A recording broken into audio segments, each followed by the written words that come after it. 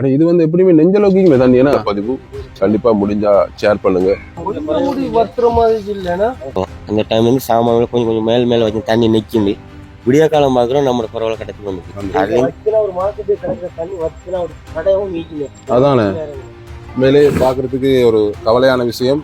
ஒரு வீடு இல்லை, வசிக்கிறதுக்கு சரியான வசதி இல்லை, இருந்தாலும் கூட அவங்க இருக்கிற இடம் கூட ஒரு மதரசா, பள்ளியோடு இருக்கிற மதரசால இருந்து பிள்ளைகள் பாடசாலைக்கு போறாங்க அப்படிங்கிறது வந்து ஒரு சந்தோஷம் அளிக்கக்கூடிய விடயம். இலங்கையில் நடந்த இந்த அனர்த்தம் கிட்டத்தட்ட 1 மாதங்களாக இருந்தது. பல இடங்களில் அதற்கான தீர்வுகளும் அதற்கான நிலைமைகளும் சரியா இருந்தாலும் கூட இன்று சோசியல் மீடியால பேசும் பொருளா இருக்கக்கூடிய இடம்தான் கரைத்தீவு சின்ன நாகவில்லு புதுக்குடியிருப்பு அப்படிங்கிற ஒரு கிராமம். முற்றுமுழுதாக தண்ணீர மூழ்கி இன்னும் ஒரு சொட்டு தண்ணீர் கூட வத்தாத நிலைமையில நிறைய மக்கள் பாதிக்கப்பட்டிருக்கிறாங்க.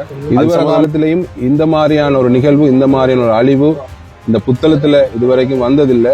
நாங்க வாரது கூட பெரிய ரொம்பவுமே ரிஸ்க் எடுத்தா நாங்க வந்தோம். அவர் அந்த போட்ல தான் எங்களை வந்து கைட் பண்ணிட்டு வராரு. இது வந்து எப்படியுமே நெஞ்சலோக்கிக்குமே தண்ணி ஏன்னா தண்ணீரை தாழ்ப்பதை நீங்க பார்த்தா அவங்களுக்கு தெரியும். கிட்டத்தட்ட 6 அடி. ஏன்னா சின்ன பிள்ளைகளுக்கு பாடசாலை உபகரணங்களை குடிசைக்காரன் யூடியூப் ஊடாக கொண்டு வந்து தந்ததுக்கு நாங்கள் அந்த ஊர் மக்கள் சார்பாக நன்றிகளை தெரிவிச்சுக்கிறோம். இதே போல ஏனைய உதவிகளையும் அவங்க செய்துள்ளதாக சொல்லியிருக்கிறாங்க. இது வந்து உண்மையிலேயே பெருமதியான ஒரு உதவி. பாடசாலை பிள்ளைகளுக்கு தேவையான உபகரணங்கள், பேக், கொப்பி எல்லாத்தையுமே எங்களுக்கு வழங்குறாங்க. உண்மையிலேயே இந்த மக்களுக்கு அரசு நிரந்தர தீர்வை கொடுக்கும். இந்த பிரதேசத்துக்குள்ளேயே அரசு நிலங்கள் இருக்குது. அந்த அரசு நிலங்களை அழகாக அந்த மக்களுக்கு அரசாங்கம் பிரித்து ஒவ்வொரு ஆட்களுக்கும் இவ்வளவு அளவுன்னு சொல்லி கொடுத்தாலே பெரிய ஒரு உதவியாக இருக்கும். ஏரியால கிராம சேவர் GS வந்து இதுக்கான பதிவுகள் செஞ்சாங்களா? இதெல்லாம் பதிஞ்சிக்கிறாங்க.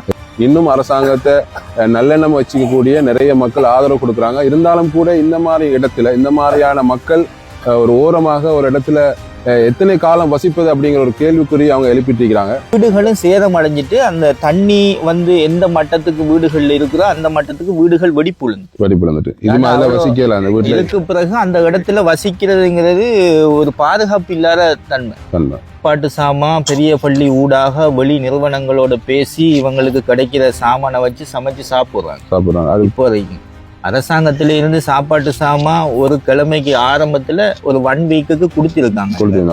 அத்தியாவசிய பொருட்கள் நிறைய மக்கள் கொடுத்தாலும் அவங்களுக்கான வதிவிடம், அவங்களுக்கான இருப்பிடம் கட்டாயம் தேவை.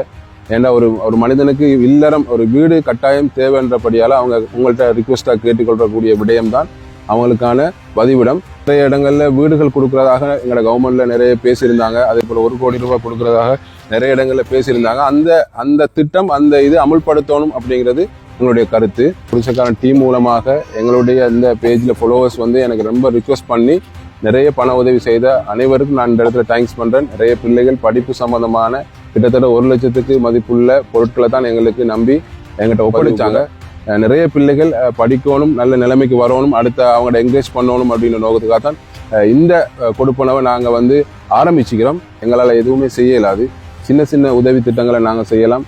கண்டிப்பாக பார்க்குற நீங்கள், இதை கேட்குற நீங்கள், அரசு அதிகாரிகள் இதை கவனத்தில் கொண்டு இவங்களுக்கான தீர்வை கொடுப்பீங்க அப்படிங்கிற நம்பிக்கையில தான் இந்த பதிவு கூட. எல்லாரும் வந்து இதை பார்த்துட்டு ஆச்சரியப்படுறாங்க, இதுக்கு எப்படி தண்ணி வந்துருந்துச்சு. நானும் இந்த ஊரில் பிறந்து வளர்ந்தவனா 45 வருஷ காலத்துக்கும் இந்த மாதிரி ஒரு வெள்ளம் இன்னைக்கு வரையில்லை. எப்படி மக்கள் திரும்பவும் இந்த இடத்துல மீள்குடியேறுறது, எப்படி இந்த மக்கள் வாழ்றது அப்படிங்கிற ஒரு கேள்விக்குறி ஒவ்வொரு நாளும் எழுமிட்டு இருக்குது. அவங்களோட வாழ்வாதாரம் பாதிக்கப்பட்டிருக்குது. அவங்களோட அன்றாட தேவைகள் பூர்த்தி செய்யப்பட வேண்டும். இதை கண்டிப்பா இந்த வீடியோ ஷேர் பண்ணுங்க. கண்டிப்பா இவங்களுக்கான ஒரு தீர்வு கிடைக்கணும் அப்படிங்கிற நோக்கத்துக்காக நாங்களும் இந்த வீடியோ பதிவை நான் உங்களுக்கு தந்துக்கிறேன். உரிய அதிகாரிகளுக்கு இது போய் சேரணும். என்ன வேலை செய்றீங்க நீங்க? கடற்கொள் சாதாரணமாக அன்றைக்கு உழைச்சி சம்பாரிச்சு அவங்களோட குடும்பத்தை பார்க்குறவங்க பெரிய கோடீஸ்வரங்க இல்லை. அவங்களோட தேவை வந்து முக்கியமான விஷயமே வீடு தான். அந்த வீட்டை மீட்டு கொடுக்குறதுங்கிறது தான் ஒரு கேள்விக்குறியாக இருந்து கொண்டிருக்கு. நிறைய வீடியோக்கள், நிறைய பதிவுகள் சோஷியல் மீடியாவில் ட்ரெண்டிங்காக போயிட்டு இருக்குது. ஆனால் இதுக்கான தீர்வு வரல.